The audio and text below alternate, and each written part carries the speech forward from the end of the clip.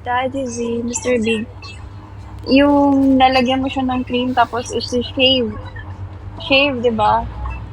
Ang pangit naman kasi sa ano, pangit naman kasi dun sa shave. Though may cream, ganyan, whatsoever. Pag shave kasi, madali siyang tumubo. Madaling tumubo. Rio. Yun yung ayoko. Hmm. Natatanggal siya, oo.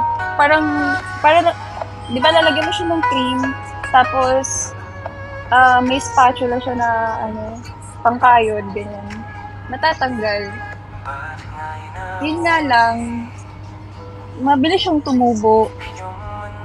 So, maganda ano ka, magle-laser matagal. Di ba, Shiba? Malinis na ba? Oo. Pag laser, parang depende. Depende siya eh. Yung sa akin kasi, nakapang ilang session na ako. Pang 10. Pang 10 ko na ata, pang 11. Tapos ano yun, nung naka fifth session ko, matagal na, 2 or 3 months na yung ano, pagitan. Depende kung may pag-asa. Okay.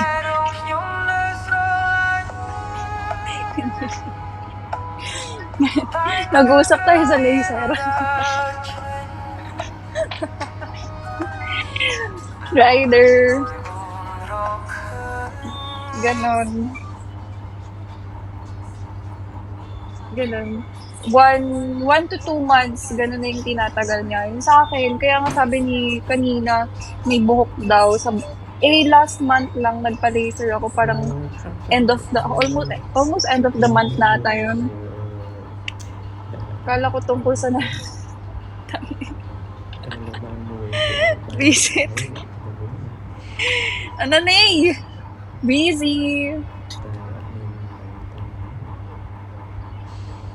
Makinis na yan, host.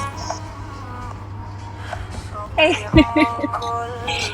hindi naman siya talaga nagpapakinis lang. Sa hair, nakafocus kasi siya sa hair. Parang pet ng baby. Ganon. Shani! Shani. Her instincts tell her to dig. Mysterious man. This is crazy. Parang ganda na because siya. you've only ever dug in paper before. I can't imagine Magkano what she'll na siya? create. No! There she goes. No, si Sean, tahimik lang.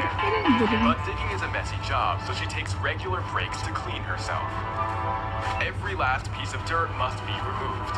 All clean and Sa ready to ilaw go. lang pala yun. Come on, maybe 2 inches away. Low! I may have underestimated her, and she's already off to the next challenge. The maze. Meron ako nasisipat na lamok.